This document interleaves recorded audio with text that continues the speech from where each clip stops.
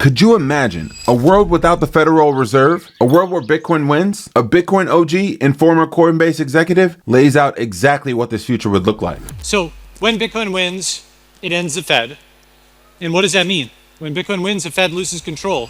What if we had a world with a predictable monetary policy? What if we had a world where home prices weren't up an average of 88% the last 10 years? What if we had a world where there were more billionaires from Bitcoin than fiat? A world where the money printer runs out of ink and sovereign individuals reign. Today, we're going to explore a legendary presentation predicting the end of the Fed and a world where Bitcoin wins. This is Dante Cook with Bitcoin Simply. Let's go. When Bitcoin wins, it ends the Fed. And what does that mean? When Bitcoin wins, the Fed loses control. The Fed is actually not just the central bank of the United States, but it controls many other banks, central banks worldwide, from Japan to Canada to the UK. And then those then in turn control banking licenses, and they can freeze and seize funds, and of course they can print money. And Bitcoin exists outside the Fed's video game. Okay, so the Fed can freeze and seize everything within this network of banks, but it can't freeze and seize Bitcoin. It can't introduce 21 million plus more than the 21 million Bitcoin. This was the opening line from Balaji's presentation in Bitcoin Asia. And the implications of a world without a Fed can't be overstated. The key function of the Fed today is setting the global savings and borrowing rate for everyone globally. It's the tail that wags the dog for the global credit fiat-based system. As rates change, all prices tied to these rates change, which in turn drives all behavior in all markets. But this hasn't been anywhere near predictable over the past 7 years. Look at this chart and tell me that these decisions were made rationally and based on data. Major changes in rates, upward or downward, predict a recession and depressions 100% of the time. And globally, people are tired of it. They're losing patience with this game that the Fed has been playing. Take a look at this chart from Tavi Costa. For the first time in 30 years, central banks own more gold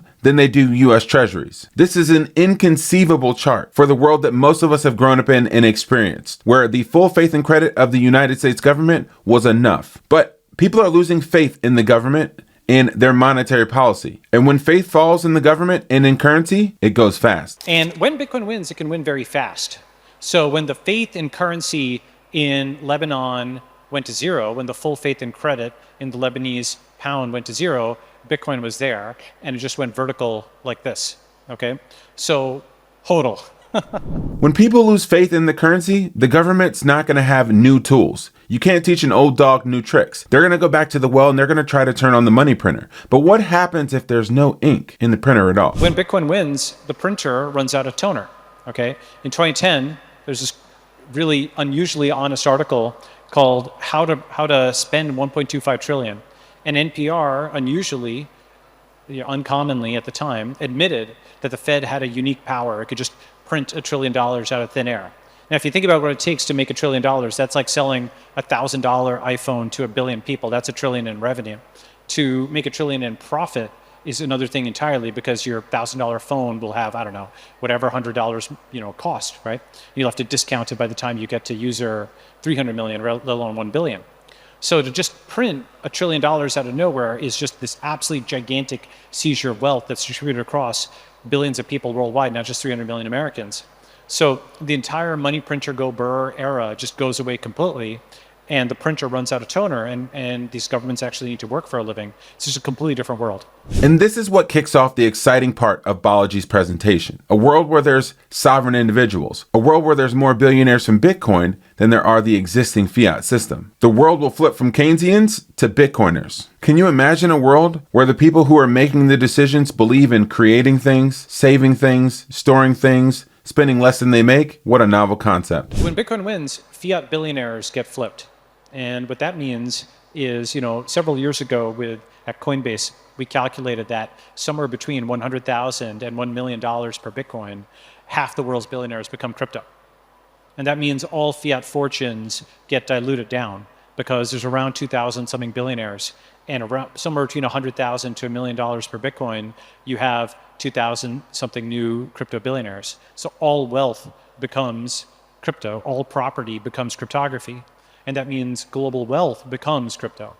And so that's what we call the billionaire flippening. And that's kind of already underway. And you're going to see that in the next few years. And that means genuinely risk tolerant capital, because that is capital that accrues to individuals as opposed to, things that are attached to the Western state or accumulated in nonprofits. It's really for those who are contrarian but right and bucking the system, as opposed to those who are conforming to the system. If you believe that this world was far off, this world was actually predicted almost 30 years ago in 1997 in a book called The Sovereign Individual. In a digital world, as we move into this information age, people are going to be liberated through technology. They're going to be able to work where they want, use whatever currency they want, invest when, where, and how they want.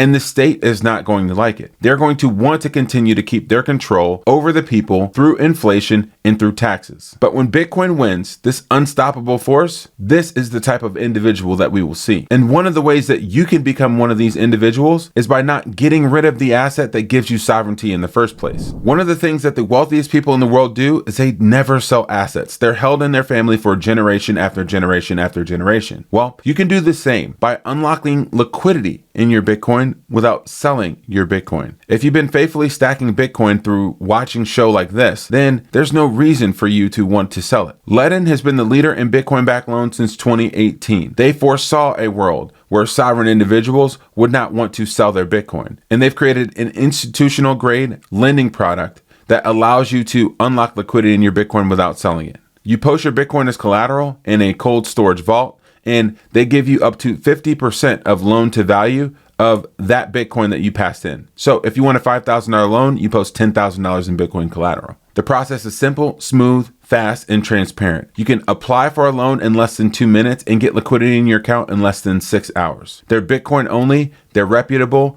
and the stats show. They have over 1,000 five-star customer reviews and have never lost a single cent or sat of customer money. Loans start at just 12.4%, which is about half of what you could get with a credit card today. If you're a Bitcoiner, it's a no-brainer. Go to learn.ledn.ao/simply. One of the ways you can become a sovereign individual is by removing your keys from the custodians. Being a sovereign individual starts with you holding your assets sovereignly. Learn how to do this the right way with a coach from the Bitcoin Way. Members of their team will walk you through step-by-step how to hold your private keys privately, safely, and securely, and how to do it confidently so that you and your family can ensure that your generational wealth is protected the right way. Schedule a free 30-minute consultation with their team at thebitcoinway.com/simplybitcoin. Okay, we keep talking about this inevitable future, about the future when Bitcoin wins, not if Bitcoin wins. Why do we have such confidence in this? Well, charts like these tell it all. The US M2 money supply hit over $22 trillion for a record in July. And when more liquidity floods into the system, well, the people that own the most assets tend to benefit the most, creating more and more inequality. And this is just the US money supply. This isn't even the global pot, or as we look at with M3 money supply more broadly. Controversial figure Fred Krueger actually dropped some knowledge in this by talking about the $quadrillion opportunity that's flowing into Bitcoin. The thesis on Bitcoin, from my perspective, from an institutional point of view, is you've got $150 trillion of M3 out there, pure money. Okay. That number is growing at 7% a year. That means it's doubling every 10 years. So if you add in the bonds, the bond market, and I used to be a bond arbitrage trader at Salomon Brothers, right? So that market is now $130 trillion. Okay. So you add in a few other things, you get to roughly $300 trillion of paper out there. We're not talking about stocks. We're not talking about real estate where you could denominate it. There's $300 trillion worth of, dollar, euro, yen, and yuan paper, right? Now, $300 trillion, that's going to be $600 trillion in 10 years. It's going to be $1.2 quadrillion in 20 years. And honestly, it's statistic. That's just pure stats. That it's going up. It's never going down. Those are the rates, right? Now, if you have $1 quadrillion coming in of money, and that's really just money. It's not like assets that have to be moved. Those also can be moved. But $1 quadrillion of just pure money, some percentage of that money is going to find its way into Bitcoin. And prior to January 11th, 2024, there really wasn't a great way to invest in Bitcoin, right? First of all, it wasn't really legitimate, and it didn't have regulatory clarity, really, But then you had it's an asset that you can hold. It's not going to get you in trouble. It's not a security. It's not going to be deemed, there's not going to be any legal repercussions. BlackRock's behind it. So now you have a transformation of this kind of anarchist asset, this screw the man asset, to now being an actual institutional asset. The unstoppable train of liquidity and capital growth is going to impact Bitcoin. It's going to flow from traditional assets like real estate, bonds, and US treasuries and into this globally accessible sovereign asset. It's already happening, and the signs are pointing us there. In the era of money printing and AI, gold, Bitcoin, and commodities are going to be the best performing assets. And it's clear, of those three assets, which is going to be the winner? Just look at the charts. Don't overcomplicate the trade. It's simple. This is Dante Cook with Bitcoin Simply. And if you haven't already done so, subscribe to the channel. Oh, and before you go, don't miss the Mining Expo event of the year at the Mining Disrupt Conference happening in Dallas, Texas from November 11th through November 13th. Get your tickets and use the promo code SimplyBitcoin for 20% off. We hope to see you there. We're out.